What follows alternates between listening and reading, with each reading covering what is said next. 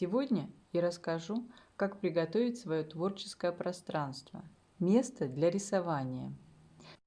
Посмотрите, какие материалы и инструменты понадобятся нам для рисования. Первое – это освещение.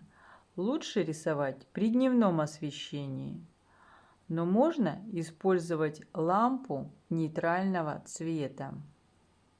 Она должна быть расположена с левой стороны, если вы рисуете правой рукой. Кроме освещения, нам понадобится клеенка или коврик пластиковый для того, чтобы защитить стол от краски. Бумага для акварели должна быть плотная. Лист бумаги можно прикрепить к пластиковому коврику с помощью обычного малярного скотча или лейкопластыря.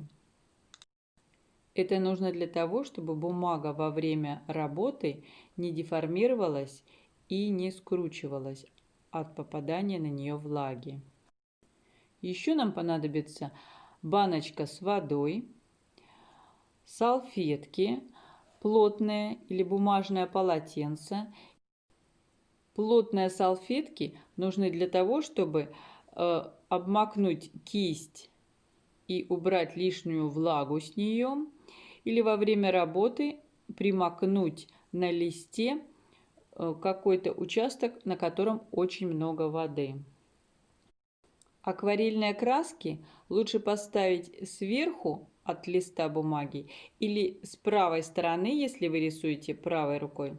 Если вы левша, лучше поставить с левой стороны. Кроме акварельных красок, нам нужна еще палитра. Это дощечка, на которой можно размешивать краску. Если у вас нету палитры, можно использовать обычную тарелку белого цвета, на которой мы будем разводить краски. Мы приготовили уже рабочее место, прикрепили лист бумаги, взяли краски, налили в баночку воды, положили салфетки плотные. Еще нам осталось приготовить кисти. Достаточно иметь 3 кисти – большую, среднюю и маленькую. Номера кистей могут быть разные, например, номер 10, номер 5 и номер 2. Лучше всего использовать кисти с острым кончиком.